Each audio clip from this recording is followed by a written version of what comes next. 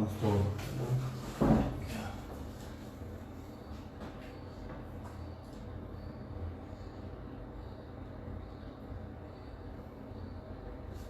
Y cómo es el live. Entonces acá hay acá hay lo mejor. Ah, ya. Claro. Vamos a esperar a que la persona se conecte.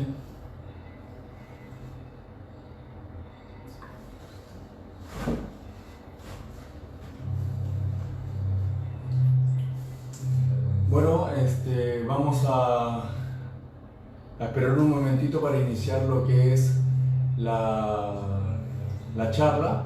Estoy junto acá con el profesor Ernesto Guaspaya Espejo, nutricionista, que nos va a hablar sobre la alimentación en general en tiempos de COVID-19, recomendaciones generales. La charla.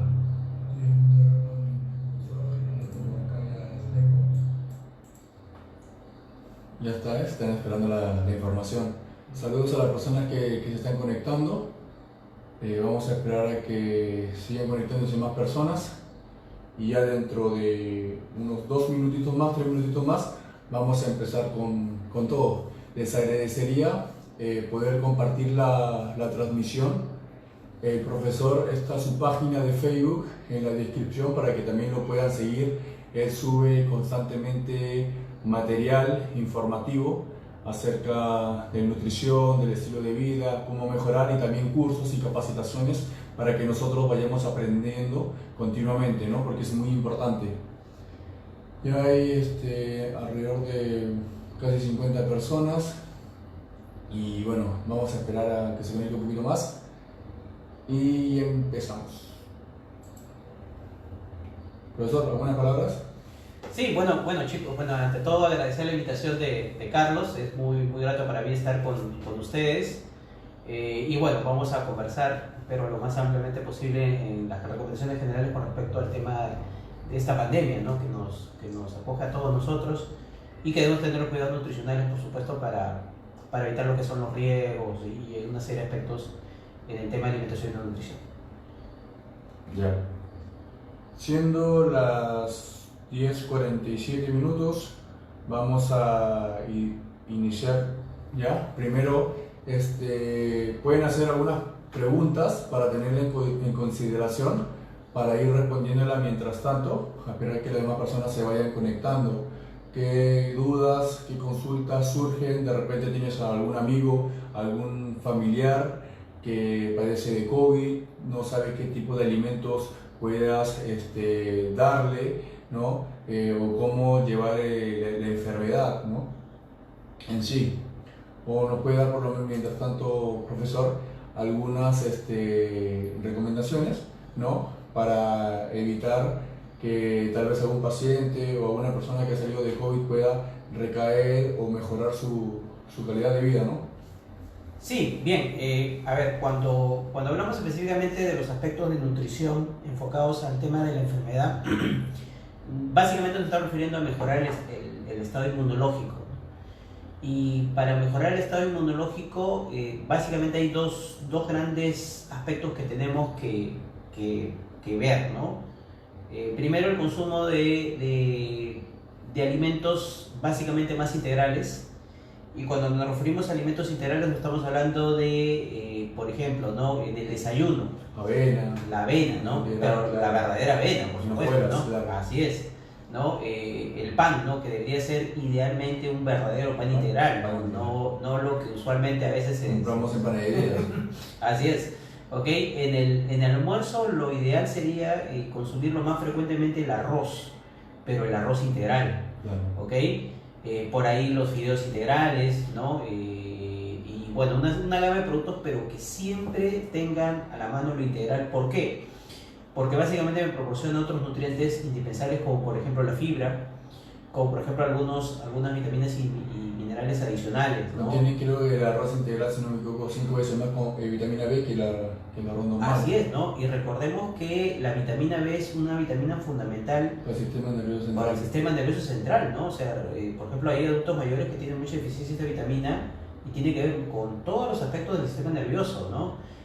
Recordemos que si nosotros tenemos una adecuada microbiota intestinal, lo que antes se llamaba flora intestinal, también ayuda a reproducir un poquito el tema de la vitamina D, vitamina B, pero ojo que es en pequeñas concentraciones y cantidades, ¿no? Lo fundamental está en una adecuada alimentación y lo que son alimentos integrales en primer lugar, ¿no? Entonces ahí siempre tenemos que fomentar este tema del consumo de estos alimentos, ¿no? Lo otro iría por el tema de las recomendaciones en el caso de frutas y verduras, ¿no? En la actualidad hay una estadística que nos menciona que de cada 10 peruanos, solo uno consume la cantidad adecuada de frutas y verduras, ¿no? Que son las 5 porciones, ¿no? O sea, lo ideal sería manejar las 5 porciones en los 5 tiempos de comida, ¿no? Desayuno, media mañana, almuerzo, media tarde y cena. Eso sería lo ideal, ¿no? Entre frutas y verduras, por supuesto. Pero en la práctica, lógicamente, eso no se está dando por muchas razones, ¿no? Hábitos alimentarios, el tema de que no hay esa frecuencia por parte de nosotros de consumir. Así es, no hay esa cultura nutricional, ¿ok? Entonces, ahora, cuando hablamos de frutas y verduras, la idea es que estas frutas y verduras sean lo más natural posible, ¿ok? Por ejemplo, en la mañana lo ideal sería consumir una fruta como tal, ¿no? Si bien es cierto que nos preparamos jugos, pero la idea es que esos jugos sean lo más natural posible, no añadirles azúcares, porque nos empeoran. Si la fruta ya de por sí ya tiene su azúcar natural, ¿no? Que es la fructuosa, y añadirle exceso de azúcar ya nos produce una elevación del índice glicémico, ¿no? El impacto de la glucosa en sangre. Así es, ¿no? Como muy bien dices, Carlos, lo que tenemos que enfocar es que esa fruta sea sencilla y natural, ¿no? Y si preparamos un jugo como tal, ¿no? O sea, la idea no es agregarle, ¿no? Como bien se han mencionado muchas cosas, porque lógicamente la fruta de por sí ya es saludable, ¿no?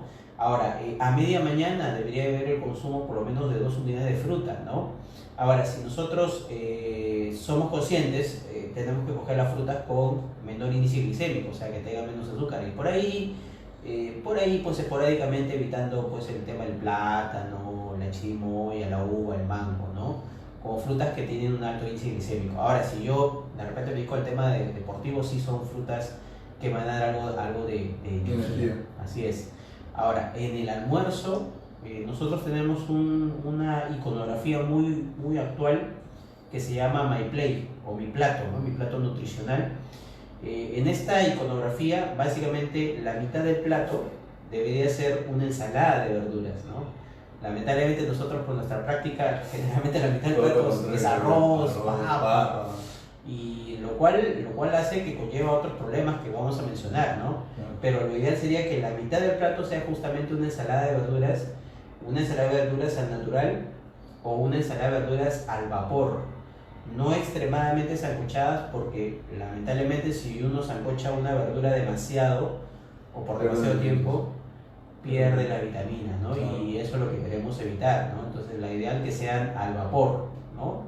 Por ejemplo, una ensalada rusa, ¿no? En la cual es un ejemplo, ¿no? Lógicamente sin mayonesa, o por lo menos con una mayonesa más sana y más saludable, ¿no? Hay una serie de gamas y opciones que tenemos en mayonesa saludable, ¿no? O tratar de que no sea en exceso, pues no todo en exceso nos conlleva a distintas enfermedades, por eso todo tiene que ser de forma balanceada. Así es, ¿no? O sea, recordemos que la alimentación balanceada es comer de todo, pero sabiendo que a veces lo que no es tan saludable debemos tratar de minimizar. Exacto. O tratar de limitar lo máximo que se pueda, ¿no? Entonces es importante ese tema, ¿no? Lo otro va en relación al tema de los lácteos, ¿no? Hay muchas cosas que se hablan de los lácteos, que no se deberían consumir, que no son buenos. Y bueno, pues lógicamente partimos de que la alimentación debemos consumir, como ya he mencionado, de todo un poco, ¿correcto? Pero en los lácteos lo ideal sería que sean lácteos descremados y no lácteos con toda su crema. ¿Por qué? Porque los lácteos descremados tienen un menor porcentaje de grasa, pero estamos hablando de la grasa saturada, ¿ok? Los lácteos tienen muchas propiedades, obviamente, es una buena fuente de proteínas, es una buena fuente de calcio, pero la idea es evitar el tema del exceso de la grasa saturada, ¿no? Entonces hay algunos aspectos que por ahí, por lo menos vamos a mencionar también con respecto al tema de los lácteos, ¿sí? Ahora, lo otro también en relación a mejorar mi sistema inmunológico está en ciertas vitaminas, ¿no? Y básicamente eso lo llamamos nosotros antioxidantes, ¿no? Tiene muchos nombres, por ahí siempre se entremezclan los nombres, alimentos funcionales, nutracéuticos, antioxidantes, tiene muchos nombres que cada uno tiene claro una connotación, pero en esencia nos estamos refiriendo a las vitaminas, en esencia, ¿ok? Entonces lo prioritario es consumir una adecuada porción de frutas y verduras que me va a proporcionar el tema de las vitaminas. Ahora, ¿por qué es tan importante las vitaminas y los minerales? Porque me permiten en primer lugar absorber todos los alimentos que yo consumo, ¿no? De nada me sirve, entre comillas, consumir pues una olla de arroz, una olla de papa, si no consumo la cantidad adecuada de vitaminas y minerales, ¿ok? Y es por eso que lógicamente debemos tratar de enfatizar en esos aspectos, ¿no? Entonces, ahora, en los casos de verduras debemos enfatizar en los colores, ¿no? ¿Ok? Tenemos una serie de colores y gamas de verduras que nos van a proporcionar estas vitaminas. Por ejemplo, el color morado, ¿no? Que tenemos ahí, por ejemplo, algunos flavonoides que son muy buenos en el tema de evitar ciertos tipos de cáncer o mejorar inclusive nuestro sistema inmunológico ampliamente, ¿no? Entonces por ahí, por ejemplo, tenemos una gama de alimentos que me van a proporcionar color morado. También tenemos las uvas, ¿no? Que me van a proporcionar ese tema que es tan indispensable, por lo menos en el aspecto nutricional. Lo otro es el color verde, ¿no? Que son las verduras más ampliamente conocidas. Recordemos que el verde también tiene algunas vitaminas, como es el ácido fólico. Recordemos que lo verde tiene también la vitamina K, que es muy importante para el proceso de coagulación. Otra de las verduras es el famoso color rojo, ¿no? Y el color rojo está muy asociado con el tema del licopeno, que es un potentísimo antioxidante. Ejemplo de color rojo, no solamente está el tomate, ¿no? Como un alimento clásico en el tema del licopeno. También tenemos la sandía, que lógicamente en ciertas temporadas son más asequibles y que nos van a proporcionar lógicamente estos antioxidantes tan importantes en la alimentación. Perfecto. Tenemos una pregunta. Sí. Dice, Eric Muñoz pregunta, en personas con diagnósticos de COVID leve, síntomas leves, ¿qué alimentos deberían evitar? Allá. En términos muy generales, cuando hablamos de COVID leve, es un paciente que de repente tiene algunas molestias, por ahí el tema de fiebre, dolor muscular, pues ya no tiene ese problema de la oxigenación, ¿no? De repente no es un paciente o una persona que que demanda de oxígeno, entonces por ello se le diagnostica como una cuestión leve y que probablemente esté en el hogar. Lo primero y lo más importante es evitar el tema del exceso de la producción de CO2, ¿no? O anhídrido carbónico. Y los que mientras más producción de anhídrido carbónico haya dentro del cuerpo, entonces esa persona va a tener una menor oxigenación. Entonces lo que debemos evitar justamente es eso. ¿Y qué significa ello? ¿Qué debemos evitar? Los alimentos básicamente que tienen gran contenido de azúcar, ¿no? Propiamente dicho, ¿no? Cuando nosotros consumimos mayor cantidad de azúcar, hace que nuestro cuerpo produzca más CO2 y nos demande oxígeno, ¿no? Nuestros pobres pulmones de repente están muy venidos a menos por este tema, ¿ok? Entonces, ¿qué hablamos de alimentos ricos en azúcar? El azúcar propiamente dicho, las gaseosas, las golosinas y el exceso de carbohidratos, ¿no? Lamentablemente en nuestro país consumimos en demasía o en exceso el tema de los carbohidratos. Por ejemplo, ¿no? El exceso de arroz, el exceso de pan, el exceso de tallarines, hace que lógicamente produzca más este tema, ¿no? Nadie está diciendo que no se consuma arroz, ni papa, ni fideos, al contrario, son muy importantes, son alimentos energéticos importantes, pero la idea es la porción adecuada y la ración adecuada. Entonces, eso es en primera instancia, y en segunda instancia es elevar un poquito mejor el sistema inmunológico a través de un mayor consumo de proteínas. ¿Qué son proteínas? Son los alimentos de origen animal, leche, carnes y huevos. pero estamos hablando de proteínas más sanas, ¿no? Por ejemplo, la clara de huevo, de repente las carnes blancas, ¿no? Y no quiero decir que no se coman carnes rojas, sino que la carne roja tiene un poquito más de grasita saturada. Aparte Entonces, se demora más en la digestión, ¿no? exacto, ¿no? Y aparte del proceso digestivo, nosotros lo que queremos hacer es que nuestro organismo tenga un proceso digestivo más rápido. Entonces, carnes blancas, por ahí el tema de la clara de huevo, que le va a proporcionar pescados también, por supuesto. Ojo, no fritos, sino al vapor, sudados, un ceviche casero, ¿no? ¿Ok? Entonces, eso va a mejorar ampliamente el estado nutricional y sobre todo el estado inmunológico de las personas con COVID a nivel leve, ¿no? Otra pregunta, profesor. Dice Alexander Castillas, ¿qué alimentos en específico puede consumir para reforzar nuestras defensas? Sí, aparte del tema de proteínas que ya he mencionado, sí tengo que incrementar mi dosis de vitaminas, ¿no? Voy a mencionar 3 vitaminas importantes que siempre están ligadas al sistema inmunológico. Y esas son las famosas siglas que significa ACE. ¿Qué significa ACE? Vitamina A, vitamina C y vitamina E. Ejemplos clásicos de vitamina A son todos los frutos que están relacionados con el color amarillo-naranja. ¿Ok? Por ahí tenemos el ejemplo clásico, la zanahoria, ¿no? El zapallo, por ahí. Entonces hay una serie de alimentos, mientras un alimento tenga esa tonalidad amarillo-naranja, va a estar muy ligado con el beta-caroteno, que es un precursor de la vitamina A, y que me va a proporcionar o mejorar el sistema inmunológico y el tema de infecciones, aparte que sirve para el tema de la piel. La otra es la vitamina C, ¿no? Creo que todo el mundo sabe que la vitamina C la encontramos en los cítricos, ¿ok? Eso está bien. Pero hay un alimento mucho más rico en vitamina C que a veces no lo consumimos.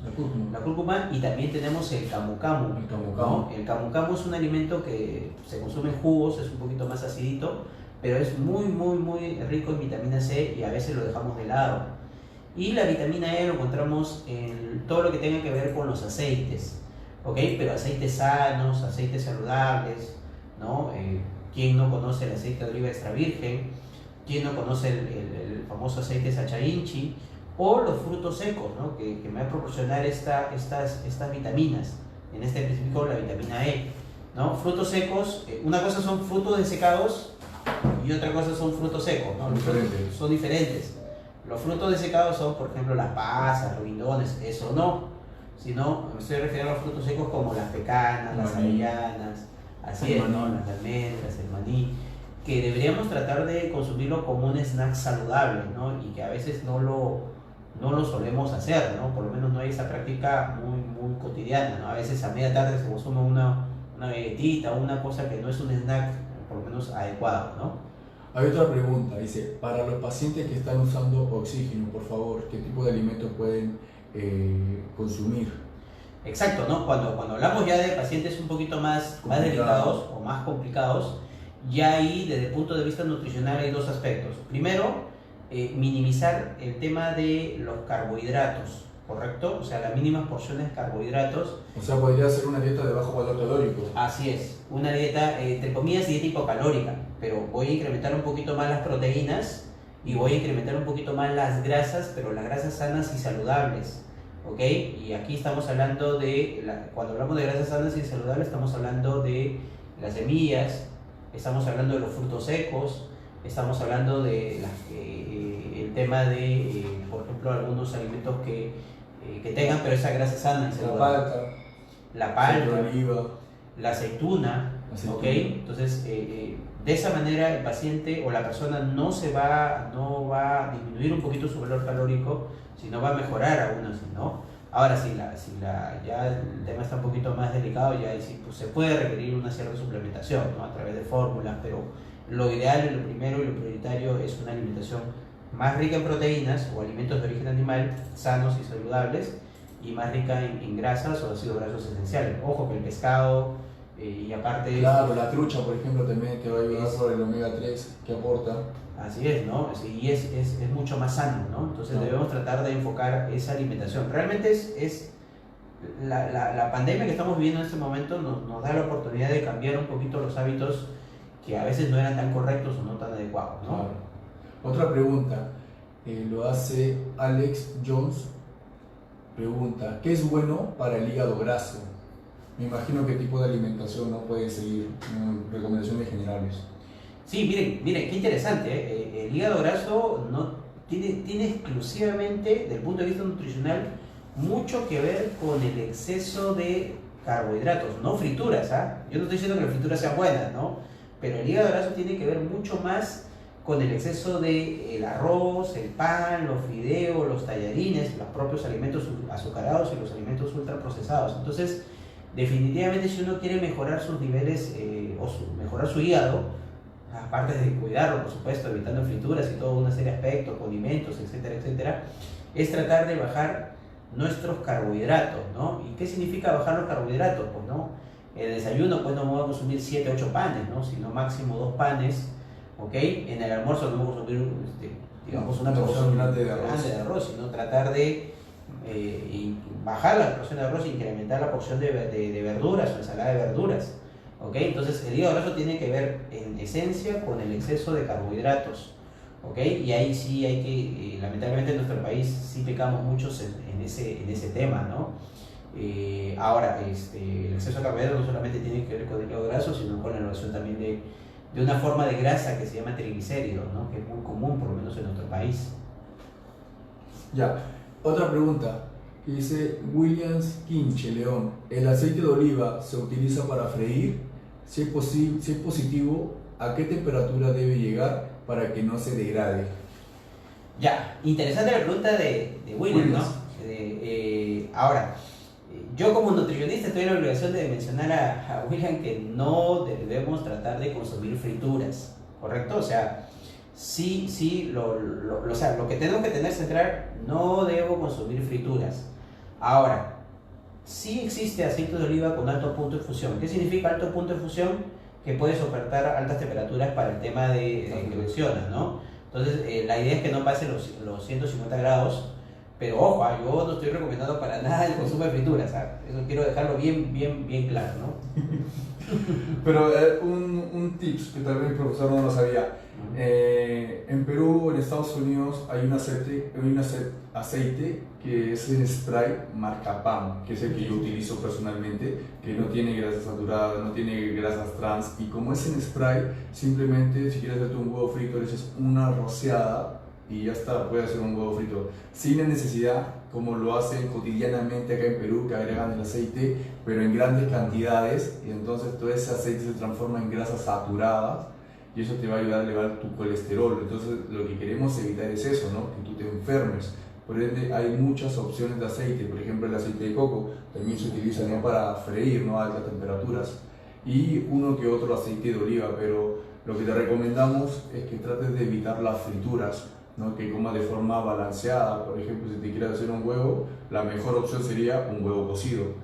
Entonces ya evitas que el huevo se transforme en algo saturado, ¿no? Exacto, ¿no? Muy buenos los tips de Carlos, ¿eh? Interesante, muy bueno, excelente. Acá hay otra pregunta ya un poquito más larga. A ver, dice Eric Muñoz: Carlos, después de ser diagnosticado, los síntomas leves desaparecieron, fiebre y dolor corporal. Ya hace 4 días que me siento bien, igual estoy manteniendo mi aislamiento. Ahora estoy en un cuadro de ansiedad por comer y no sé si es bueno, que pueda empezar a ejercitarme nuevamente. Lógicamente en mi casa sería contraproducente, ¿no? He tenido problemas respiratorios, pero no de todos modos me preocupa el hecho que pueda afectarme, pueda sufrir una recaída. Bueno, Eric, si ya te sientes mejor y estás recuperándote, lo que te podría recomendar como entrenador profesional es que inicies un periodo de adaptamiento, que no llegues de primeras a hacer un entrenamiento fuerte e intensivo. Podrías comenzar a salir a la calle con un tapabocas, a realizar una caminata moderada de 30 minutos, y eso te va a ayudar a tener una mejor oxigenación, a que puedas respirar mejor. ¿ya? Y en el tema de la ansiedad, puedes consumir fruta, gelatina light, sin azúcar, y llevar una alimentación balanceada, ¿no, profesor? Así es, ¿no? Importante lo que menciona Carlos en relación al tema de la alimentación. Tenemos una gama de productos que son bajos en calorías, ¿no? Pero no por ser bajos en calorías tampoco vamos a consumir en exceso, ¿no? Claro. Pero que sí nos va a calmar la ansiedad, ¿no? La ansiedad tiene que ver, desde el punto de vista nutricional, con cierto consumo de ácidos grasos esenciales en primer lugar, y se ha visto también que la ansiedad un poquito se calma con el tema del cacao, ¿no? Cuando hablo del cacao, yo no estoy hablando de ese chocolate procesado, industrializado, sino el verdadero cacao, ¿no? La verdadera casa de cacao, con unas cantidades muy, muy pequeñas y muy, muy bajas de cacao, que es un alimento bastante muy bueno en varios productos funcionales, puedo calmar un poquito la ansiedad, ¿no? Pero estamos hablando del verdadero cacao, ¿no? Y bueno, y continuando lo que te mencionaba, poco a poco puedes ir aumentando la intensidad. De hecho, en mi página, videos anteriores, estoy subiendo rutinas de entrenamiento para principiantes. Y eso creo que te ayudaría bastante también con el tema de la ansiedad, para que te relaje y te libere del estrés. Te va a ayudar a conciliar mejor el sueño, ¿no? A mejorar tu sistema inmunológico, a sentirte mejor contigo mismo y obviamente a asimilar mejor los nutrientes. ¿Algo que quiera contar, profesor? Sí, perfecto. Ya, seguimos con Alex Jones también dice, ¿cómo se hace comida al vapor? Por ejemplo, pechuga, brócoli, espinaca, hortalizas. Ya, lo ideal es dos cosas, ¿no? Por ejemplo, tener una olla a presión o tener estas famosas ollas actuales en la cual en la parte superior, o sea, tenemos el agua y en la parte superior tenemos un dispositivo o otra especie de elemento en la cual están, con el vapor del agua, las verduras se pueden coccionar, ¿ya? Y de esta manera se mejora bastante el tema de la pérdida de vitaminas, ¿no? Ahora, este tipo de cocción debe ser relativamente corto, ¿no? De 15 a 20 minutos aproximadamente, con la idea de mejorar el tema del valor mejorar el valor nutricional.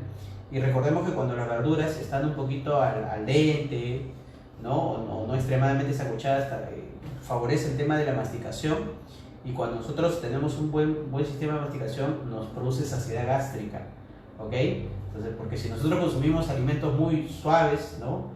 Y muy rápido, no tenemos esa saciedad gástrica porque no ha habido una adecuada masticación. Entonces, este tema de verduras nos proporciona por el proceso de masticación nos produce esta saciedad, ¿no? que deberíamos buscar, por lo menos en el tema de la alimentación. Ya, como bien cierto profesor mencionaba, ¿no? Con el tema de cómo preparar los alimentos al vapor, si es que no tienes una olla a presión, puedes poner una olla con un poco de agua, ponerle una malla metálica y poner tus alimentos arriba, ¿no? O una tapa, y con el vapor los alimentos se van a ir cociendo, pero como dice el profesor, al dente, para que no sea de demasiada cocción y así pierdas sus nutrientes. Por otra parte tenemos una pregunta, dice de Rubén Aguilar Tapia, los problemas de vesícula, ¿qué alimentos no debo de comer? Excelente, Rubén. Mire, cuando hablamos de la vesícula, problemas de ese tipo, estamos hablando de los alimentos que tengan mucho contenido de grasa, ¿no? Y ahí sí tenemos que suprimir un poquito los lácteos, ¿no? A menos que sean lácteos descremados en primer lugar. Tengo que suprimir el tema de las carnes rojas, tengo que suprimir el tema de las vísceras, ¿ok? Y indudablemente las frituras también, ¿no? Entonces, si yo suprimo las carnes rojas y las vísceras y minimizo el tema de los lácteos a lácteos descremados, entonces yo puedo llevar una alimentación por lo menos más acorde a los problemas vesiculares, ¿no? Estamos hablando ya cuando ya hemos salido del problema vesicular, ¿no? Porque lógicamente si se requiere una intervención quirúrgica eso es indudable, ¿no? Pero cuando sale de ese proceso mi alimentación tiene que ser mucho más baja en grasas, ¿no? Y sobre todo grasas saturadas. Ya. Bueno, ¿qué otra pregunta hay? Sí, ya respondimos esta también. También, sí. Bueno, esas han sido las preguntas hasta el momento. Como recomendación, siempre es bueno mantener la actividad física, ¿no? Por lo menos 30 minutos diarios, de 3 a 5 veces por semana, para mantenernos de forma saludable. Nuestro cuerpo es una máquina que está diseñado el sistema locomotor para estar en constantemente actividad física desde que nacemos. ¿Qué es lo que pasa cuando yo dejo de hacer actividad física? El cuerpo se vuelve sedentario, pierde la costumbre. Entonces al momento de que, aparte de que se bajan las defensas, baja tu sistema inmunológico, tu metabolismo se vuelve más lento y más una alimentación inadecuada, es ahí donde comienzan los problemas crónicos, ¿no? Como la diabetes, como la hipertensión, subes tu colesterol, empiezan los problemas cardíacos, también la disminución del calcio, ¿no? De nuestro sistema óseo. Por eso no recomiendo dejar de hacer actividad física. O sea, no hagas la actividad física o te alimentes de una forma adecuada simplemente porque estás enfermo o simplemente porque la pandemia sucedió. Tómalo como un estilo de vida, o sea, de hoy para siempre. Te vas a mantener sano, vas a estar evitando de estar tomando medicamentos, que tu alimentación sea tu medicina de hoy y no los medicamentos que sean tu alimentación. ¿Ya? ¿Algún consejo por eso? Sí, yo quiero enfatizar, estuvimos conversando bastante sobre el tema de alimentación balanceada, ¿sí? Y lo otro es el tema de los horarios, ¿no? Importante el tema de los horarios, ¿no?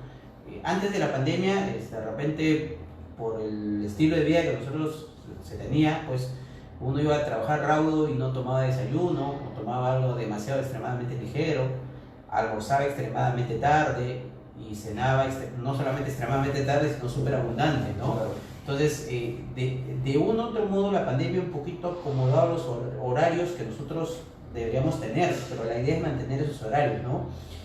Un desayuno debe ser pues entre 7 y 8 de la mañana, un almuerzo entre la 1 de la tarde y la cena debería ser lo más temprano posible y factible, ¿no?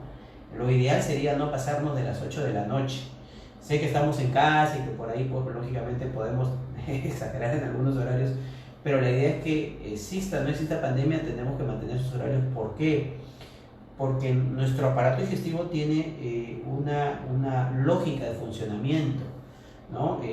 Prácticamente la motilidad intestinal, o en otras palabras, los movimientos intestinales que nos ayudan a absorber estos nutrientes, disminuyen en demasía después de las 10 de la noche, ¿no? Prácticamente después de las 10 de la noche esta motilidad es muy lenta, ¿no? ¿Y qué pasa si yo ceno muy tarde, ¿no? Entonces, no solamente va a tener mucha carga digestiva, mucha pesadez al siguiente día, sino también que esos nutrientes no se van los nutrientes buenos, los nutrientes sanos, los nutrientes saludables, no se van a absorber en la medida de lo recomendado. Entonces, la idea es cenar en una hora prudente y algo ligero. Nuestra cena no tampoco debe ser demasiado abundante. Debemos tratar de acostumbrar y educar a nuestro cuerpo a lo que realmente requiere y necesita, ¿sí? Entonces, aprovechemos esta coyuntura que nosotros tenemos para reeducar a nuestro cuerpo, ¿no? Tratar de reeducarlo en el tema alimentario y en el tema nutricional, ¿no? Eso sí sería fundamental, ¿no? Ya, tenemos un par de preguntas que dice: buenos días Carlos y Ernesto, una consulta, ¿cómo puedo prevenir posibles síntomas de cálculos renales? Ya, los cálculos renales tienen que ver con un poquito el tema del calcio, ¿no? O sea, no es que el calcio sea malo, ¿ah? Lo que yo menciono es que el calcio a veces no se va mucho al sistema óseo, sino de repente se va un poquito al sistema renal por muchas razones, ¿ok? Entonces, lo que yo tengo que hacer en primer lugar es tratar de que ese calcio realmente se fije en el sistema óseo. Y acá, pues, el experto es Carlos, ¿no? La forma de fijar el calcio en el sistema óseo es única y exclusivamente con la actividad física. Así es. Exclusiva, o sea, eso es indudable, ¿no? Lo otro, con el tema renal, es evitar el exceso de sal o el exceso de sodio, ¿ok? Lamentablemente, nosotros por una serie de prácticas a veces le echamos pues al huevito sancochado un poquito de sal, o de repente al maíz porco le echamos un poquito de sal. Hay que evitar ese tema de la sal, y también el tema de los ozonadores químicos o los ozonadores artificiales, ¿no? Debemos tratar de evitar. Nuestra alimentación es tan rica y tan variada que con los condimentos naturales y no los procesados podemos evitar estos problemas que tengan que ver en términos generales con el sistema renal y los cálculos renales. Que influye bastante el tema, por ejemplo, en Perú, la comida criolla se usa bastante condimento, bastante sal, entonces de por sí los alimentos ya traen sodio. Y cuando le agregas más sal, más condimento, más pimienta, más Ajinomoto, es ahí donde comienzan los problemas, pues. Y no se ven tal vez en el momento, sino a largo plazo, 5 años, 10 años que vives comiendo lo mismo y comienzan las enfermedades, pues. Así es. Ya tenemos otro producto, a ver, acá. Alex Jones, ¿qué alimentos son buenos para el hígado graso para corregirlos? Allá. Bueno, primeramente hay que consumir lo que se llama los ácidos grasos esenciales o los ácidos grasos benéficos. Y ahí estamos hablando de alimentos exclusivos como por ejemplo, aparte del aceite de oliva, el aceite de sachainchi, los pescados, pero los pescados si es posible, los pescados de alta mar o de repente la trucha por ahí, ¿ok? Porque tienen lo que se llama omega 3. Y podemos consumir algunos alimentos hepatoprotectores, ¿no?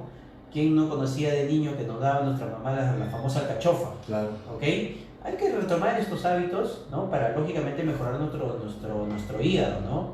Está de más decir que el hígado es un órgano sumamente fundamental y que procesa todo lo que yo consumo, lo procesa justamente el hígado, ¿no? Entonces la cuestión es, ¿cuidamos realmente nuestro hígado? O sea, evitamos, por ejemplo, algunos excesos como condimentos, evitamos algunos excesos como el alcohol, evitamos algunos excesos como lo que acabo de mencionar, los alimentos, el exceso de alimentos ultraprocesados, ¿no? ¿Qué significa alimentos ultraprocesados? Aquellos alimentos que tienen demasiada carga de azúcar y demasiada carga de sal y demasiada carga de lo que se llama las grasas trans o las grasas saturadas. Entonces debemos tratar de reeducar para mejorar básicamente la salud de gran parte de la salud se debe justamente al hígado, ¿no? Entonces debemos tratar de mejorar este aspecto, ¿no? Ya acá tenemos otra pregunta. Dice, el tener una lesión en las vellosidades del intestino de tipo MASH 3C, ¿qué tengo que evitar en la alimentación? Ok, cuando hablamos de las vellosidades intestinales, ¿no? Estamos hablando de que, recordemos que el intestino, dentro del intestino nosotros tenemos unos elementos que se llaman vellosidades que permiten la absorción de los nutrientes, ¿ok? Pero en el tema de esta enfermedad, esta alteración está un poquito incrementada, ¿no? Y lógicamente eso disminuye el tema de la absorción de estos nutrientes. Entonces, debo consumir en primer lugar, esto está muy relacionado también con una enfermedad, está muy relacionado, no estoy diciendo que sea así, con el tema de la enfermedad celíaca, ¿no? Y tengo que evitar ciertos tipos de proteínas, ¿ok? Y esa proteína se llama el gluten, ¿ok? Eso lo encuentro, por ejemplo, en la cebada, en el centeno, ¿no? Evitar estos alimentos. Ahora, existe una diversidad de alimentos que no ya en el mercado, que ya no tienen gluten y que lógicamente me podría evitar este tema de estos problemas que pueden ocasionar, ¿no? Puede generar un cierto tipo de intolerancia, ¿no? Y la persona puede tener algunos problemas gastrointestinales, ¿no? Entonces, en conclusión, ¿qué tipo de alimentos tendría que evitar? Primeramente evitar el gluten, ¿no? Y mejorar un poquito el consumo de los verdaderos ácidos grasos esenciales que se conoce como ácidos grasos de cadena media, que mejoran un poquito la absorción de los nutrientes. Entonces, Francisco, recomendación, evitar los alimentos que contengan gluten, ¿ok? Tenemos otra pregunta por acá, me ha dicho, María Luz, ¿qué vitaminas recomiendas para el sistema inmunológico? Bueno, sí, justamente lo mencioné hace un instante, básicamente todo lo que tenga que ver con la vitamina A, la vitamina C y la vitamina E, ¿ok? Entonces vitamina A hay que tratar de recuperar el tema de la zanahoria, la famosa zanahoria, vitamina C los cítricos, el camu camu, y la vitamina E que tiene que ver con los frutos secos, por ejemplo, por ahí la palta, la aceituna, que debemos tratar de propiciar. No hay que tenerle miedo, hay muchos mitos y muchos tabús con la palta. Y lamentablemente, bueno, la palta nos puede ocasionar algunos problemas, pero siempre y cuando mi hígado esté un poquito vendido a menos, ¿no? Claro. Entonces, lo primero es cuidar el hígado y, lógicamente, luego consumir estos alimentos, que no son malos, así son sumamente benéficos, ¿no? Ya, otra pregunta. ¿Qué recomiendas para tener el sistema inmunológico alto en estos tiempos de pandemia y recomiendan comer ahora alimentos orgánicos?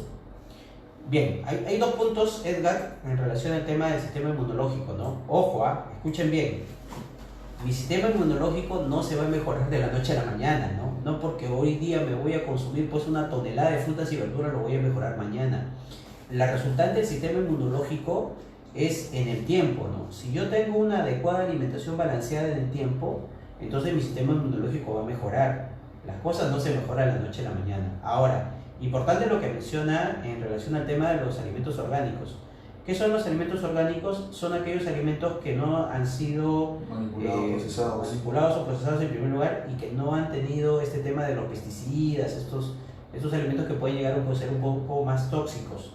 Ahora, sí es cierto también que los alimentos orgánicos tienen un mayor costo, pero a veces, pues lógicamente, nosotros gastamos en alimentos que no son adecuados, no son los óptimos, y tratemos de invertir un poquito en el tema de los alimentos orgánicos, ¿no? Yo siempre recomiendo que por lo menos una vez por semana consumamos una alimentación sumamente sana con alimentos orgánicos. Cuesta unos soles más, pero lógicamente el beneficio es indudable, ¿no? En el tema no solamente nutricional, sino también tú sientes diferente el sabor de los alimentos. Realmente se nota la diferencia de estos alimentos que ya son, lógicamente, que están expuestos a una serie de elementos químicos que no son los adecuados, ¿no? Yo creo que debemos pensar que en invertir en algo saludable, en algo que te va a traer mejoras en tu cuerpo, es más beneficioso a irte por tal vez lo otro que es un poco más barato, que a la larga te va a tener que hacer gastar porque te vas a enfermar de alguna u otra manera y vas a tener que estar pagando doctor, tratamiento, medicamentos. Entonces todo ese gasto que estás haciendo más el mal momento que estás sufriendo a causa de alguna enfermedad por una inadecuada alimentación, te lo puedes ahorrar hoy en día. Y como bien dice profesor, que de la noche a la mañana no te vas a mejorar porque comas un plato de ensaladas, porque comas más frutas. Esto tienes que entender que si llevas 10, 20 años con una alimentación inadecuada, es un proceso.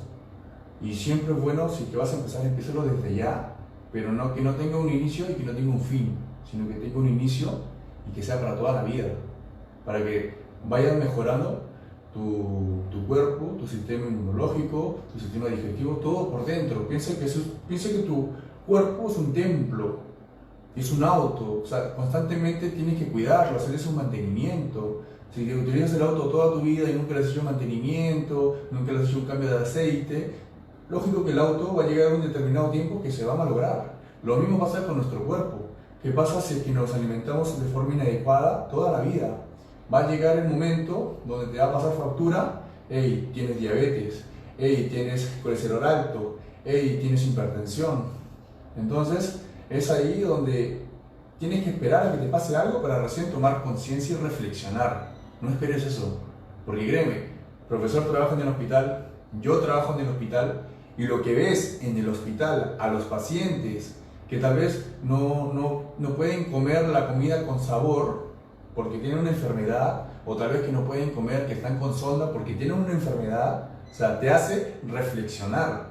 Y esto es lo que nosotros queremos hacer, además de darte las recomendaciones para que tú tengas el conocimiento de poder ejecutar. Ah, mira lo que dijo el profesor Ernesto, puedo comer este tipo de alimentación y evitar estos tipos de alimentos. Porque si yo como este tipo de alimentos inadecuados, me voy a enfermar. Pero voy a comprar los alimentos adecuados, porque yo me quiero, amo a mi familia, amo a mi hijo y quiero que ellos también se cuiden. Entonces, más que una charla que estamos haciendo con el profesor de recomendaciones, es para que reflexionen y digan, ya es tiempo de cambiar mi vida. No solamente por la pandemia, sino para que te sientas mejor.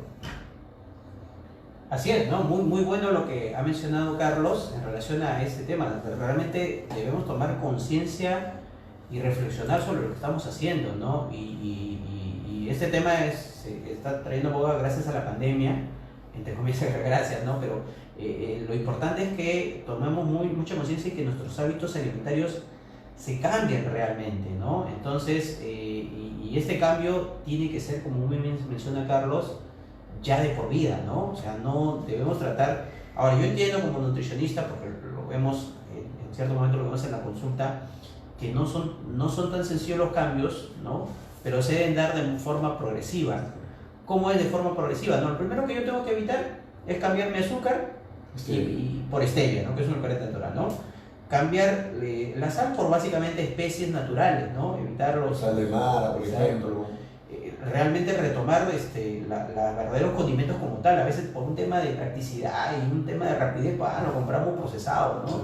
Y debemos evitar eso, ¿no? El segundo cambio, importantísimo, incrementar mi consumo de frutas y verduras. Debo reacostumbrarme a consumir las frutas y verduras que antes no lo hacía, ¿ok? Y el tercero importante es el tema de los alimentos integrales. Debo tratar de cambiar, pues si antes consumía pues una cantidad exagerada de pan, debo cambiarlo por mi pan integral. Si antes consumía avena, la avena procesada, la avena industrializada que parece un polvillo, debo tratar de cambiarlo por una avena integral. Si antes consumía mis tallarines, que son muy ricos por supuesto, pero tratar de cambiarlo por tallarines integrales. Entonces, tratar de propiciar estos cambios y otra cosa importante es la hidratación. Recordemos que la depuración de muchas sustancias es gracias al riñón, y si el riñón no tiene la cantidad adecuada de agua, ¿no? que debemos tratar de consumirlo de forma natural, nada de gaseosas, jugos industrializados, sino agua al natural, lógicamente lo va a permitir es a mi riñón poder depurar todos estos elementos que se pueden acumular, ¿no? Y peor aún si consumo muchas cosas elevadas en sal, ¿no? Ya, tenemos otra pregunta. A ver, acá. Dice, Lady Vázquez, hola, ¿cuál sería la alimentación o alimentos para un adolescente que tiene COVID-19? ¿Cuáles serían sus recomendaciones? Bueno, el adolescente, entiendo que está en un proceso de crecimiento por un lado, ¿ok? Y por otro lado, tiene afectado por este tema del COVID. Entonces, en el adolescente tenemos que enfatizar un poquito más el tema de las proteínas sanas y proteínas saludables. Nuevamente recalco el tema de consumir carnes blancas, no fritas por supuesto, sino al vapor, a la plancha o en guisos, ¿no? Lo otro, el tema de la clara de huevo, por ejemplo, ¿no? Y no tengamos miedo, ¿no? El tema de la yema de huevo, porque es otro mito que también se escucha mucho, ¿ok? La yema de huevo es importantísima en los niños y en los adolescentes, ¿no? Que entre comillas tenemos mejores niveles de colesterol. Ahora, si la persona está un poquito elevado el colesterol, pues lógico, hay que evitar la yema de huevo, pero no echemos la culpa a la yema de huevo del problema, sino básicamente a una mala alimentación que nosotros tenemos. Pero profesor, ¿el colesterol de la yema no combate el colesterol malo? Así es, o sea, tenemos justamente dentro de nuestro cuerpo el colesterol de la yema es un colesterol mucho más apto fisiológicamente, ¿no? Que puede combatir este tema del colesterol malo, ¿no? Entonces tratar de consumir, lo ideal sería consumir por lo menos diariamente, podemos consumir huevo, pero lógicamente huevo sancochado, huevo a la plancha, pero no frito, ¿no? Obviamente hay que tratar de consumir un huevo de forma más sana, ¿ok? Y si quiero consumir adicionalmente mayor cantidad, y ahí sí incrementaría la cantidad de las claras, ¿no? Como una necesidad básica en el tema de las proteínas. Ya. Pablo Chávez dice, recomendaciones de comidas balanceadas, ¿cuáles serían? Ya, ahí siempre se utiliza el esquema mi plato, ¿no? Si ustedes, vamos a graficar un poquito un plato, la idea es que la mitad del plato sea una ensalada de verduras, ¿ok? A esa ensaladita de verduras que tiene que ser natural o al vapor, tengo que echarle siempre un chorrito de aceite, ¿no? Y lógicamente mi limón, mi condimento natural, sano y saludable. La cuarta parte del plato tiene que ser un cereal. Puede ser arroz, puede ser quinoa, puede ser papa, pero no las dos cosas juntas a la vez. Solamente un cereal. Y de preferencia integral. Y la cuarta parte del plato tiene que ser una fuente de proteína. Una carne sana, una carne saludable, ¿no? Que sea a la plancha, al vapor, en guisos, en sudados y no frito, ¿no? Entonces, si yo practico este esquema, mi plato o my plate, yo voy a tener una alimentación sana y saludable. Entiendo que nosotros estamos acostumbrados de repente a otro tipo de alimentación, pero podemos la idea es llegar de forma progresiva a este tipo de alimentación, ¿no? Entonces hay una serie de... Ahora, el tema de, a veces yo escucho, ¿no? Pero la dieta, seguir la dieta, no es rico, no es agradable. Lo que pasa es que nosotros tenemos que tener mucha creatividad en la preparación. Pues si todos los días voy a consumir una ensalada y pollo a la plancha todos los días, lógicamente cualquier persona se va a aburrir, ¿no? La idea es, como nosotros, y ahí utilizar el tema de la gastronomía, que es otro mundo, por supuesto, tenemos una gran gama de alimentos, una gran gama de mezclas, y ahí necesita mucho de la creatividad de nosotros para poder realizar las preparaciones. Ya. Javier Carhuamaca pregunta, ¿cuánto es la cantidad de agua que se debe de consumir y en qué tiempo o a cada qué tiempo? Miren, las necesidades hídricas básicas que yo debo de tener, básicamente son 30 mililitros por kilogramo de peso. ¿Qué significa eso, no? Si yo peso 60 kilogramos, lo multiplico por 30 y me sale 1800, ¿no? Que es un 1.8. Siempre se habla del promedio, ¿no? 2 litros, ¿no? Pero, claro, es un promedio, pero no necesariamente es así, ¿no? Por ejemplo, Carlos, que está dedicado al tema, ¿no?, del fitness, lógicamente tiene un mayor peso porque tiene una mayor cantidad de masa muscular. El 2 litros le es totalmente insuficiente, ¿ok? Entonces debe consumir, siempre multipliquen 30 por la cantidad de peso en kilogramos, ¿no? El peso lógicamente razonable, ¿no? Ahora, ¿en qué tiempo, no? Aparte del desayuno, aparte del almuerzo y la parte de la cena, por ejemplo, el desayuno consumo una taza de avena, una taza de leche, ¿no? Generalmente una taza de jugo. En el almuerzo consumo una tacita de refresco, por ahí mi sopa, y en la cena una tacita de infusión. Aparte de eso, yo a media mañana debo consumir medio litro de agua, ¿no? Que es la botella convencional que nosotros conocemos. Y a media tarde otro medio litro de agua, pero agua como tal, ¿no? Agua simple. Ahora, esa agua lo puedo tomar, pues lógicamente en el transcurso de la media mañana o en el transcurso de la media tarde, no tanto necesariamente de golpe, ¿no? Pero es importante sí consumir esta agua a media mañana y a media tarde. Ya, mira, Francisco Alonso dice, fui diagnosticado con la enfermedad celíaca, pero la carne tiene que ser siempre magra o puede contener un poco más de grasa, y a los lácteos tienen que ser descremados sin lactosa. Ya, bueno, la enfermedad celíaca tiene que ver un poquito más con el gluten, pero ¿qué pasa? Que nosotros en las vías intestinales están un poquito más susceptibles, y es muy importante lo que él menciona, ¿no? Lo ideal sería las leches descremadas, ¿ok? Que en el mercado hay una variedad de leches descremadas, pero ojo, leches descremadas, no semi descremadas. Y el tema de las carnes más magras, ¿no? Que son carnes, en esencia son carnes blancas, ¿ok? Que va lógicamente a mejorar un poquito la absorción a nivel del intestino. Recordemos que el intestino se carga de la absorción, y en la enfermedad celíaca tenemos que mejorar esa absorción de los nutrientes. Es muy bien las acotaciones que nos mencionas, ¿no? Ya, entonces en relación, preferiblemente que comas carne magra, sin grasa, y lácteos descremados, sin lactosa, ¿correcto? Así es, correcto. Ya, Pablo Chávez dice, ¿cómo saber si estoy de sobrepeso? Porque a veces me da ansiedad y como mucho cuando veo. Ya, el tema del sobrepeso, los nutricionistas tenemos un índice muy conocido que se llama índice masa corporal, ¿no? Que es dividir el peso entre la talla al cuadrado, ¿no? Ahora, este sobrepeso, por ejemplo, va de este índice masa corporal de 25 a 30, ¿no? De repente por ahí, en otro momento podemos conversar ampliamente de cómo manejar el sobrepeso. Bueno, pero en esencia, tiene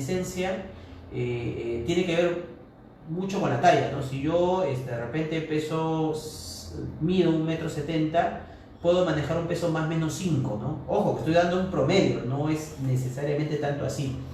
Pero miren, ojo, escuchen muy bien, eso es relativo. Lo importante en el tema del sobrepeso y la obesidad es cuánto es tu porcentaje de grasa. Y eso solamente, lógicamente, lo conoce muy bien el nutricionista. O sea, yo puedo pesar, por ejemplo, puedo tener dos personas con 100 kilogramos. Ejemplo, 100 kilogramos. Por ejemplo, Carlos, que está dedicado al tema del fisiculturismo, y de repente una persona con obesidad. Si yo mentalmente menciono 100 kilogramos, yo podría pensar que Carlos tiene sobrepeso o obesidad. Y no es así. Porque lo más importante que nosotros tenemos que tener es cuánto es el porcentaje de masa grasa y por lo tanto de masa muscular, por supuesto, ¿no? Entonces el tema del sobrepeso es un concepto amplio, pero sí sería importante por ahí que se hagan unas mediciones con respecto al tema de la masa grasa, que se puede obtener a través de bioimpedancia o de repente algunas mediciones antropométricas que puedo hacer, ¿no? Entonces, tratar de, si de repente por ahí está un poquito excesivo el peso, lo importante es no solamente mejorar los hábitos alimentarios, sino tratar de realizar realmente actividad física, ¿no? Y ahí tú eres el experto, Carlos. Ya tenemos otras preguntas. Bueno, esta la voy a responder yo. Si quieres puedo acotar, profe. Edgar Riquelme dice, ya que la mayoría ha subido de peso y no hay gym en esta cuarentena, ¿recomiendan hacer el ayuno intermitente solo haciendo cardio? Bueno, yo en lo personal no lo recomiendo porque no lo practico. No soy la idea de dejar de comer 16 horas para comer mi total calórico en 8 horas. No soy partidario de eso. Respeto a las personas que lo hacen, pero en esta cuarentena sí puedes hacer actividad física sin necesidad de tener un gimnasio. Ya puedes hacer diferentes tipos de ejercicios en casa, como yo ya lo he demostrado en mis transmisiones, ¿no? Con una silla, unas flexiones. La idea es tener las intenciones y las ganas y el ánimo, ¿no? Aparte de ser ejercicios cardiovasculares. No sé, profesor, ¿usted qué opinión comparte acerca del ayuno intermitente? Sí, a ver, miren, escuchen muy bien, ¿ya? Lo primero es cambiar mi alimentación a una alimentación balanceada. Yo cuando ya mi alimentación está balanceada, ¿ok? Que eso no se consigue de la noche a la mañana, por supuesto, y para eso tenemos que ir a un nutricionista. Yo ya recién puedo enfocarme al tema del ayuno intermitente. O sea, en otras palabras, ¿para qué vas a correr si todavía no sabes ni caminar? ¿Ok? Lo primero es caminar, ¿no? O sea, así como el bebé, ¿no? Primero es caminar a través de una alimentación balanceada y cuando ya estás muy cimentado, ya puedo correr. Y ahí es donde funciona el ayuno intermitente, ¿no? Entonces, no puedo saltarme todos los pasos y niveles de la noche a la mañana. Tengo que ir por pasos y niveles. Y bueno, lógicamente es todo un tema el esquema de ayuno intermitente que por ahí podemos tocarlo en otro momento, ¿no? Ya. Pasamos con Pri Jaca. ¿Cuántas frutas tengo que consumir al día? Bueno, lo mínimo indispensable es consumir 3 porciones de frutas, ¿no? Por ejemplo, ¿no? Una porción en la mañana temprano, bien temprano, por ejemplo, el ejemplo clásico es el jugo, una porción a media mañana, ¿ok? 10 de la mañana, y una porción a media tarde. Ahora, de repente lo práctico sería consumir una porción temprano en el desayuno y 2 porciones a media mañana, ¿no? Porque a veces nosotros estamos a media tarde enfrascados en el tema del trabajo o alguna actividad. Entonces, lo mínimo sería 3 porciones al día, ¿no? Sería lo mínimo indispensable, ¿no? Y tratar de propiciar frutas que tengan cáscara, ¿ok? Por ahí la manzana, la pera, todo lo que sea frutas con cáscara va a mejorar y va a tener un mejor valor nutricional. Ya tenemos otra pregunta. Kevin Revedo, ¿no? Dice, ¿qué alimentos deben evitar los pacientes que toman medicamentos para el COVID-19? Acitromicina, warfarina y corticoides, etc. Para evitar una interreacción. Bien, bueno, dentro de un medicamento muy utilizado ahorita por esta coyuntura es la acitromicina, ¿no? ¿Ok? Entonces, hay nutrientes que van a influenciar mucho o van a disminuir mucho el tema del consumo. Es por ello que debe ser consumido en un horario que no haya mucha carga de alimentos, ¿no? Por ejemplo, como el almuerzo, ¿no? Pero sí de repente con el desayuno y la cena que es un poquito más ligero, ¿no? Una merienda, ¿verdad? O una merienda, ¿por qué? Porque mientras más nutrientes haya, va a disminuir, perdón, la absorción de este medicamento. La warfarina, definitivamente, cuando hablamos de la warfarina, estamos hablando de un tema de coagulación. En el momento que yo consumo la warfarina, no puedo consumir ninguna hoja de color verde, porque va a hacer que disminuya la absorción de la warfarina. Ejemplo, la selga, la espinaca, el brócoli, todo lo que sea color verde, no debo consumirlo en el momento que consumo la warfarina. Fuera del consumo de warfarina no hay ningún inconveniente, puedo consumir todas las hojas de color verde sin ningún problema, ¿no? Ya, otra pregunta, y dice Tefa Tafme. Buenos días, licenciado Ernesto y Carlos. ¿Recomendaría usted la bebida de té o infusión después de cada comida? ¿Por qué? A ver, en términos generales, las infusiones son muy buenas. Ojo, infusiones naturales, ¿ah? No de los famosos filtrantes que a veces nos venden, ¿no? Infusiones naturales como tal. Ahora, la única acotación con las infusiones sería cuando consumo las menestras. Ya sería la única acotación, ¿no? De repente, cuando consumo menestras, en ese momento no debería consumir infusiones, sino esperar un espacio por lo menos de 30 minutos. ¿Ok? Pero luego, por lo demás y por el resto, las infusiones naturales tienen un montón de propiedades. Lógicamente, me apacigua un poquito el sistema nervioso central, puedo sentirme más tranquilo, más relajante, más digestivo, pero solamente la única opción sería con no mezclarlo con el consumo de menestras. Profesor, yo tengo una consulta. ¿Qué es verdad que las infusiones inhiben la absorción de ciertos alimentos? A ver, hay infusiones que inhiben. Por ejemplo, pero el té verde. Muchas personas piensan que el té verde es un quemador de grasa. no, a ver, bueno, si lo voy a poner en caso extremo, si yo consumo pues una tonelada de té verde en un momento, en una infusión, sí, pues, ¿no? Pero si yo consumo té verde en las cantidades, y ojo, que los productos procesados no contienen nada de té verde, por si acaso, y no puedo mencionar marcas ni nombres. ¿Ok? Si lo consumo en las cantidades adecuadas, no representan ningún problema en la absorción de nutrientes, pero tampoco tiene mucho que ver con estos alimentos que queman grasa, ¿no? Por las pequeñísimas cantidades de té verde que yo consumo, pues no tiene nada que ver con el tema de la pérdida de grasa, ¿no? Ya, entonces queda destruido ese mito. Tenemos otra pregunta. Ya, Pablo Chávez nos da gracias por las respuestas. Francisco, continuando con su pregunta anterior, ¿no?, de la vellosidades acerca de la enfermedad celíaca, nos pregunta: ¿estas vellosidades se recuperan? Si es así, ¿cuánto tiempo demora? Y tengo que tener cuidado con los aliños, como por ejemplo morrón, limón. ¿Te acuerdas que había preguntado sobre...? Sí, ya, a ver, 2 puntos. Primero, debo mejorar mi alimentación para que mi microbiota intestinal, o en otras palabras, los organismos benéficos o los microorganismos benéficos puedan interactuar con esta vellosidad intestinal, ¿no? El tiempo de recuperación de una vellosidad intestinal desde cero es de 21 días. Vamos a suponer que empiezo de cero, es 21 días. Pero en estos 21 días, lógicamente, yo tengo que optar por una alimentación sana y saludable. Ahora, mencionaba un poquito de algunos alimentos. Como morrón, limón. Sí, o sea, no son malos, ¿ok? Definitivamente un alimento no es malo, ¿ok? Pero lógicamente si yo lo consumo en exceso y demasiado frecuente, podría representar algún problema. Pero como lo consumimos un poquito de limón en mi sopita, de repente en un refresco, un poquito de morrón en alguna preparación, no representaría ningún problema. Ojo, estamos hablando de las cantidades convencionales que uno utiliza normalmente en la alimentación, ¿no? Ya. Arabella Baillón pregunta: ¿es cierto que la avena contiene mucho azúcar? Si estoy en dieta, ¿puedo consumirla?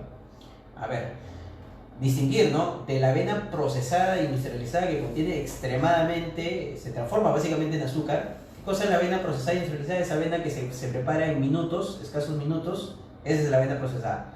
Pero si hablo de la avena, la verdadera avena, que a veces le llaman avena integral, ¿ok? No representaría un problema en el tema de la disminución de peso. Ahora, ojo, se supone que mi desayuno es variado en el transcurso del día, ¿no? De repente un día consumo avena, otro día consumo la verdadera soya, otro día consumo quinoa, otro día consumo una leche, la kiwicha, otro día consumo la leche descremada. Entonces no representaría ningún problema. Muy bueno, ¿no?, consumir la avena porque tiene varias propiedades, ¿no? La verdadera avena, por supuesto. Ya. Tenemos también a Francisco Alonso, igual con las preguntas. Y lo que acabo de mencionar, las frutas con cáscara no me caerán mal. Exclusivamente para Francisco, bueno, algunas frutas con cáscara pueden ser un poquito más flatulentas. Bueno, exclusivamente para Francisco, le sugiero evitar un poquito el exceso de frutas con cáscara, no solo para Francisco, pero en términos generales, toda fruta con cáscara es benéfica, ¿no? Ya. Pedro Rodríguez, Carlitos, una pregunta: ¿una persona con principio de diabetes puede consumir BCA con saborizantes? Bueno, el BCA es un aminoácido ramificado Bueno, el BCA también nos encontramos en los alimentos. Por ejemplo, una pechuga de pollo, cuando tú lo consumes y al momento de degradarse, ya se transforma en aminoácidos ramificados. ¿Cuáles son estos aminoácidos? Son los que el cuerpo no lo produce por sí, ¿no? Que encontramos la leucina, isoleucina y la valina. Así que, si tienes principio de diabetes y tenemos dos opciones entre el BCA con saborizante que tal vez pueda tener azúcar a una pechuga de pollo, yo te recomiendo mejor que comas lo sólido, ¿no? La pechuga de pollo. Y los suplementos, dejarlo de lado. Yo siempre les recomiendo primero comida, después comida, después comida y por última opción los suplementos. Así que básicamente te recomiendo mejor que comas. ¿Qué opina usted? No, sí, completamente de acuerdo, ¿no? Lo primero es siempre, o sea, lamentablemente a veces nosotros tenemos el chip, ¿no? Primero la suplementación, los medicamentos, eso, pero lo que realmente debería ser primero es la alimentación, lógicamente la alimentación sana y saludable, y ya pues si tengo algunos riesgos ya puedo sugerir al tema de los suplementos, ¿no? Pero no es al revés, pues, ¿no? Eso lo tiene que quedar bien claro, ¿no? Ya, Pedro GB. Buenos días, una consulta. Si tengo insomnio o me toca trabajar de amanecida, pero tengo bastante apetito en el transcurso de las 7 horas que no se duerme, ¿qué se podrá consumir? Muchas gracias por su respuesta. Bueno, el cuerpo tiene una lógica, ¿no? Si yo sufro de insomnio o por temas laborales yo tengo que dejar de dormir en la noche, lógicamente el cuerpo va a reaccionar y va a decir que requiere energía, ¿no? ¿Ok? O sea, necesariamente, lamentablemente el cuerpo va a tener hambre en la noche porque el cuerpo no está descansando y requiere la energía, la recuperación. Entonces ahí yo sugiero que se consuman por lo menos primero alimentos integrales y tratar de bajarle un poco al azúcar. Y si quieres consumir algo dulce, sí recurrir al tema de stevia, ¿no? Como edulcorante natural y sano, por supuesto, ¿no? Lamentablemente sí va a haber hambre, pero tratar de ir a los productos integrales y bajarle todo el azúcar posible, ¿no? Ya.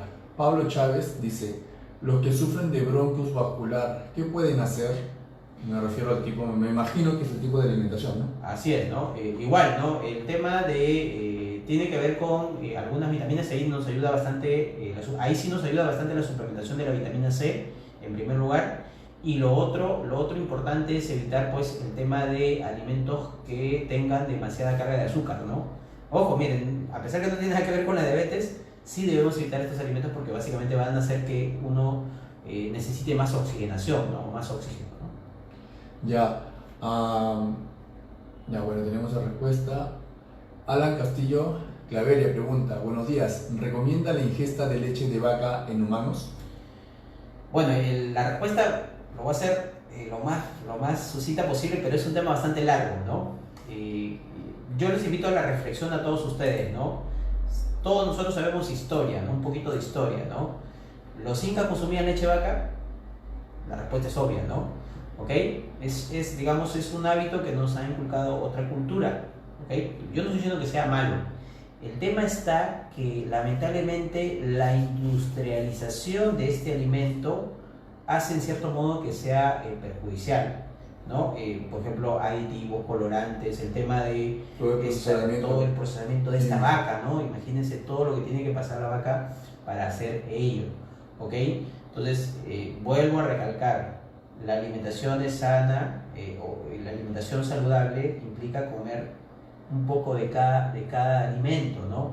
No todos los días voy a estar con leche de vaca y no todos los días voy a estar con quinoa en mi desayuno. Tengo que variar la alimentación. Ahora, si me voy exclusivamente a la pregunta que menciona, la idea es que esta leche sea lo menos procesada posible y con la menor cantidad de grasa saturada posible, ¿no? Que bueno, ahí tenemos que optar por leches más sanas y más saludables, ¿no? Entonces, ¿lo recomendamos o no se recomienda en sí la pregunta concreta? ¿O ya eso depende de cada persona en sí de elección? Yo pienso que depende de cada persona, pero tiene que informarse muy bien todos los pros y los contras. ¿Okay? No satanicemos la leche de vaca, pero yo sí quiero dejar claro que por el procesamiento actual no es tan benéfico la leche de vaca, ¿okay? Por el procesamiento actual, no estoy diciendo que sea un alimento malo. Yo no consumo, así que yo prefiero otro tipo de lácteo, por ejemplo está la bebida de almendras, ¿no? Así es. y tiene mucho más beneficios también. Ya, Neisser Díaz Ruiz dice, amigo, hola, buenos días. Yo compré una proteína en Fusion, ¿valdrá para tomar, para hacer mis ejercicios cuando tomo antes o después del ejercicio? Bueno, como mencionaba anteriormente, ¿no? O sea, no es necesario, o sea, tal vez usar un suplemento si puedes complementarlo con, o sea, puedes hacerlo con dieta, ¿no? O sea, lo primordial, lo que yo le digo a mis alumnos, que primeramente la actividad física, el ejercicio y una alimentación adecuada es más que suficiente. Ya que ya pasa a otro tema, si que ya tú te dedicas más netamente y tienes un objetivo ya propicio, ¿no? Por ejemplo, dedicarte más al fitness, entrenar de 5 a 6 veces por semana. Ahí ya entrarían los complementos. Pero si te vas por el lado de entrenamiento para estar de forma saludable de 3 a 4 veces por semana, creo que no sería necesario, ¿no? Claro, si estamos hablando, si hacerlo a nivel un poquito más no profesional, pues no tendría ningún... Es más, ¿no? Personalmente, no tengo nada en contra de ninguna empresa, ninguna institución, ojo, ¿ok? Pero lo primero y lo prioritario es una adecuada alimentación. Indudablemente la alimentación es lo primero. Ya. Francisco Alonso, Carlos, ¿es recomendable hacer ejercicio porque como los alimentos no los puedo absorber bien, he bajado mucho de peso? Claro que sí es recomendable hacer ejercicio y eso te va a ayudar a tener una mejor absorción de los alimentos, te va a ayudar a acelerar tu metabolismo. ¿O no, profesor? Así es, ¿no? Exacto, o sea, la idea, lo primero es la alimentación, ojo, ¿no? Y ahí Carlos puede mencionar de repente horarios más adecuados para hacer actividad física, ¿no? Entonces ahí entraría el tema de cómo incrementar. Recordemos que la ganancia de peso se produce con un buen descanso. Así es. Si yo descanso muy bien, y en tiempos adecuados, ¿no? Que yo almuerzo y me voy a dormir, no. Básicamente estamos hablando de la noche, ¿no? Claro. ¿Ok? Y un buen descanso reparador en la noche va a hacer que gane masa muscular, ¿no? Eso es lo más importante, ¿no? Justo un muy buen punto que tocó el profesor, que es el descanso. O sea, para poder, son 3 factores que yo predico, ¿no? Que uno es la alimentación, el otro es el entrenamiento, el ejercicio y el otro es el descanso. Si uno de estos 3 factores no va bien, va a cojear. Imagínate una mesa de 3 piernas, o sea, de 3 patas, si que le falta una va a cojear. Entonces, de nada, no sirve de mucho si te alimentas bien y entrenas fuerte si no vas a dormir las horas que correspondes, porque no van a ocurrir los procesos metabólicos, no te vas a recuperar, no vas a crecer. Entonces, cuando uno duerme es donde uno comienza a crecer, a ganar masa muscular, ¿no? Así que sí, te recomiendo que hagas actividad física, que mantengas tu alimentación balanceada y que descanses de 7 a 8 horas mínimo, ¿no? Lo mínimo son 8 horas, ¿no? Y ojo, esto sí no tiene que ver con nutrición ni con actividad. En el descanso debe ser como tal, pues olvidarnos, a veces estamos con el celular ahí, entonces ahí olvidarnos del mundo y apagar nuestros dispositivos y descansar como se debe ser, ¿no? Bueno, chicos, creo que ya van a ser las 12, el profesor tiene que seguir trabajando, trabaja en el hospital y bueno, le robamos un tiempo para poder estar respondiendo todas sus dudas, para estar ayudando, ¿no?, a la comunidad en esta coyuntura para que puedan tener recomendaciones claras de qué tipo de alimentación balanceada pueden tener ustedes para mejorar su calidad de vida. Así que será hasta una próxima transmisión para ver qué otros temas vamos a tocar. Pueden dejar sus preguntas o si no en otro post voy a dejar ahí para que ustedes puedan poner todas sus dudas o los temas que les gustaría que tomemos. Y ya próximamente vamos a tener nuevamente al profesor aclarándonos las dudas que podamos tener, ¿no? Para seguir aprendiendo, ya que el conocimiento es poder y qué mejor con un profesional que nos pueda sacar de todas las dudas. ¿Algunas palabras, profesor? Sí, bueno, primero agradecer, por supuesto, la invitación a Carlos, agradecer a cada uno de ustedes, ¿no?, por sus preguntas, sus dudas. Yo voy a tratar de repente responderlas en el transcurso del día, ¿ok? Y bueno, pienso, por lo menos con Carlos, compartir otros temas más que sean de su interés. Tenemos una variedad de temas que tienen, recordemos que siempre está muy ligado a la actividad física o la nutrición, son aliados en este tema, ¿no? Van de la mano. Así, siempre van de la mano. Y recordemos que esta pandemia la vamos a vencer todos. y vamos a vencer todos mediante una actividad física adecuada y una alimentación adecuada. Muchas gracias. Tenemos las últimas dos preguntas antes de irnos, que dice, ¿qué hay de cierto en dormir durante el día? ¿Es solo en la noche pero temprano? Ya, bueno, lo que pasa es que realmente cuando nosotros dormimos en un periodo de 8 horas, tiene que ser continua. O sea, no es porque no hayas dormido bien en la noche y durante el día estás haciendo una siesta de 2 horas, 3 horas y después sigues con tu actividad y duermes 2, 3 horas más. No, no sirve, no es lo mismo. ¿Una votación, profesor? Sí, o sea, recordemos que la noche, o sea, en la noche se forma la masa muscular y se reparan todas las células. Hay todo un engranaje dentro de nuestro cuerpo que hace que se reparen las células. ¿Sí? De nada me sirve yo no dormir bien en la noche y al otro día paro durmiendo todo el día. No tiene sentido, pues definitivamente no tiene razón de ser. La última pregunta de Wendy Cortés. ¿Es cierto que la ingesta de yogur en el cuerpo se transforma en azúcar? ¿Cuál es la diferencia de un yogur light o un griego? Si es recomendable y cuánto es la ingesta correcta. Ok, cuando nosotros los nutricionistas hablamos de yogur, para nada nos estamos refiriendo a estos yogures procesados que tienen aditivos, colorantes, azúcar. Eso para el nutricionista no es yogur, por si acaso, ¿no? De repente yo entiendo que para el común denominador, eso, porque dice que yogur, no. El yogur básicamente es un alimento que tiene un menor contenido de grasa. Un ejemplo por ahí puede ser el yogur griego, ¿okay? Que tiene un menor contenido de grasa y lógicamente de azúcar. Yo sé que a veces le añaden stevia, ¿no? Pero si hablamos de estos yogures sanos y saludables, sí son más óptimos, ¿no? Porque lo otro nada que ver, ¿no? Ya, entre paréntesis te recomendamos yogur natural, pero realmente el yogur. ¿Y la cantidad recomendada, profesor? Bueno, sería 200, o sea, una taza al día, ¿no? Una taza al día de yogur suficiente. Así es. ¿Okay? Bueno chicos, nos despedimos. No se olviden de seguir al profesor. En la descripción está su página de Facebook, Ernesto Guapaya Nutricionista. También están todas sus redes sociales como Ernesto Guapaya Espejo Nutricionista para que lo puedan seguir. Y nos vemos para una próxima transmisión. Muchas gracias, profesor, por haber aceptado la invitación y muchas gracias a todas las personas que estuvieron durante toda esta charla. ¿Okay?